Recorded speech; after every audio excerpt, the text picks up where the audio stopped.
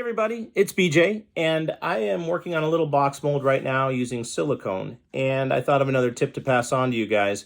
A lot of the materials we use, like silicone, urethanes, epoxies, can be expensive, and I don't like to waste things. I don't like to see stuff go in the trash.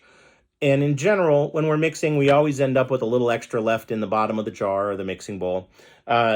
With silicone, what I like to do is I like to keep containers handy, either a little Tupperware container like this. In this case, I have a little Pyrex bowl that I've used over and over again. And what I'll do is I'll pour the excess, whatever I have left of the silicone, into the bowl. And I end up with a little bit left in the bottom. And I'll let this cure overnight. And what I end up with are these great little mixing pads. And these are just silicone mixing pads. They're fantastic because nothing sticks to them. So you can mix adhesives on them. You can mix Bondo. You can mix urethane or epoxy, 5-minute epoxy, any kind of materials. You can even put paint on there and dab paint or contact cement if you're working with barge. Put a little bit on there and you can dab into it. What's nice is when it dries, it just peels off.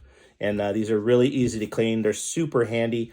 They keep you from wasting paper plates or bowls or other things that you might use to mix on instead, because they're reusable and they were going to get thrown out anyway. You might as well make use of them. So tomorrow morning I'll have a nice new one to add to the collection. And Propoxy is another one too. Propoxy, this stuff's expensive. It's gotten pretty expensive lately. And inevitably too, if I'm working with it, I'll end up with extra.